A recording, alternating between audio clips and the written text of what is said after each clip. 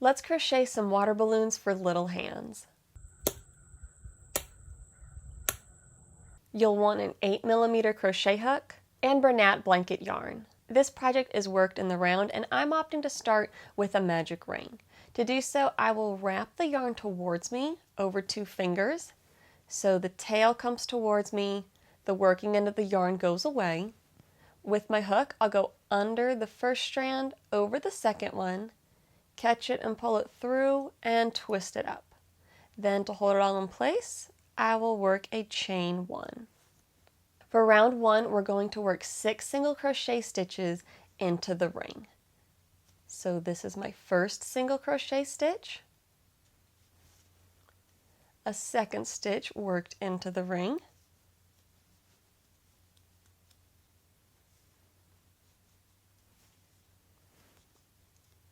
a third crochet stitch,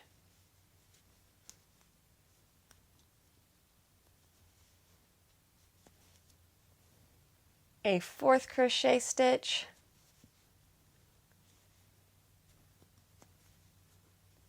crochet stitch number 5, and crochet stitch number 6.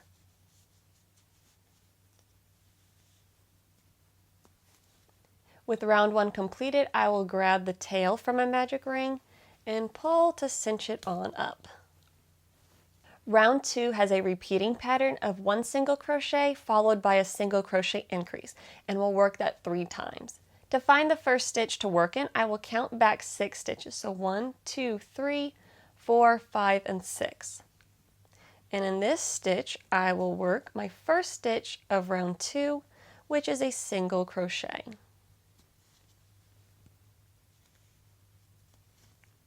It's always a good idea to use a stitch marker. Then in stitch 2, we will work a single crochet increase. So that means work 2 single crochet into the same stitch. So this is my first single crochet, and then the same stitch, work a second single crochet. I'll repeat that 2 more times. The next stitch gets 1 single crochet. That was our single crochet, so the next stitch gets a single crochet increase. So we put 2 single crochet into the same stitch. So this is our first single crochet, and then a second single crochet right into the same spot. Repeat 1 more time. 1 single crochet in the next stitch, and then a single crochet increase in the following stitch. And that single crochet increase means put 2 stitches into the same space. This completes round 2, and we will have worked 9 stitches. Rounds 3 and 4 are both worked the same way. We will place 1 single crochet in every stitch around. So that means we will work 9 single crochet stitches. So go to my first stitch and place 1 single crochet. Second stitch, place 1 single crochet. Third stitch gets 1 single crochet, and we will continue this all the way around until we have worked 9 stitches. Once we work those 9 stitches, that will be round 3, and then we'll repeat the same exact process for round 4 of working 9 single crochet around, placing 1 single crochet into each stitch of the previous round. This round has a repeating pattern of single crochet followed by a decrease, and we repeat that 3 times. So our first stitch gets just 1 single crochet worked into the top of it. Then I'm going to work a decrease across the next 2 stitches. You can use your choice of decrease method, but I like using the invisible decrease. To work an invisible decrease, I will go to my next stitch, and under the front loop only of that stitch, I will insert my hook. So see how I'm under just the 1 strand there and didn't go under the back loop too? So go under just the front loop. Then I'll go to the stitch right after it and also insert under just the front loop of that stitch. So you might have to kind of swing the hook on down to get under that front loop strand. So you'll see I had the front loop of the next 2 stitches on my hook.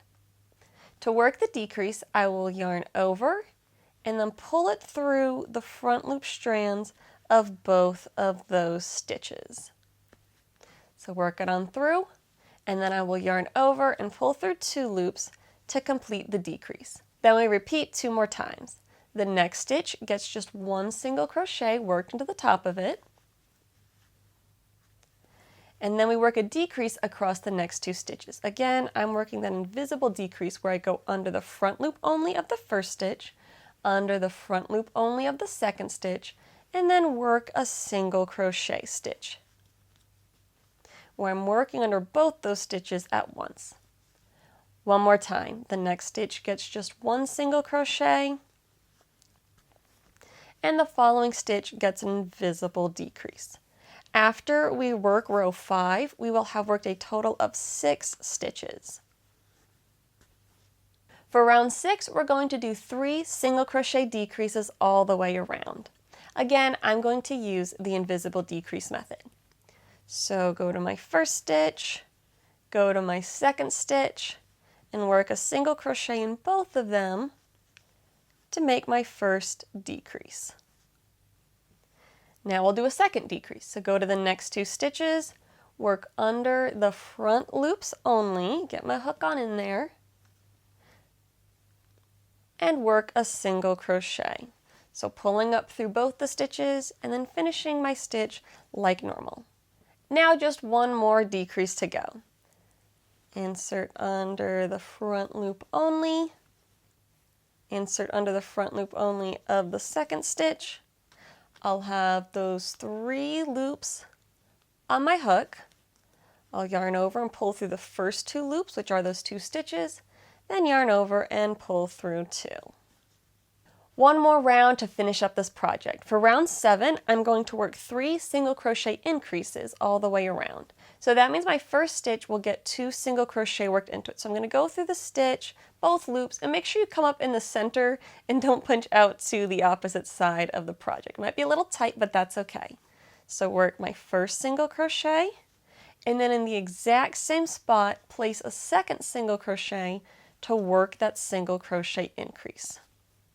Let's do that 2 more times. So in the next stitch, I'm going to work a single crochet increase by placing 2 single crochet into the same stitch. So that's 1, and this is 2.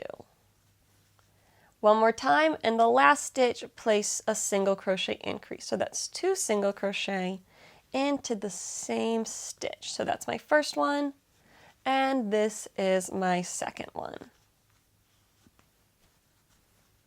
With those 6 stitches completed, I'm going to go to the first stitch of that same round, and I'm going to slip stitch underneath it. So insert my hook under that first stitch, yarn over and pull that yarn through everything on my hook to slip stitch. I am going to snug this down just a little bit, and now we can cut our yarn. I'm going to cut a little bit of a longer tail. Then I will pull that long tail on up through the loop that's on my hook, snug it down, and that will fasten off. The last thing I want to do is I'm going to tie this yarn around this part right here just to pull it in nice and snug and really create the look of a water balloon where it's tied off at the base. To help me in this process, I'm using a needle with a very large eye, and I threaded the tail onto it. The first thing I want to do is run my yarn through the stitching down to this narrow section of the water balloon. I'll go under a loop in this direction too. Now that my yarn is in that narrow section, I'm going to take the yarn, wrap it around the project, and pull really nice and snug.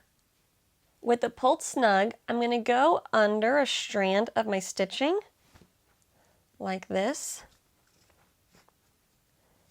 and snug it on down still. So you can see we've created that really nice, tight, pinched in section of the water balloon. Now I'm going to tie it off. I'll run my needle under that same strand and through the loop I created. With that tied down, I will run my needle inside the project and out somewhere else on the far side and tied that tail inside the water balloon. Trim the excess fluff it and shape it if you want to. And now your little water balloon is complete and ready for playing. If you're going to try this project, let me know by leaving a thumbs up on the video. And if you're not totally convinced to make it because you're wondering, do kids actually like it? Is it fun? I've got a video that answers all those questions. So hop on over there to learn about the water balloons in action. Happy crafting!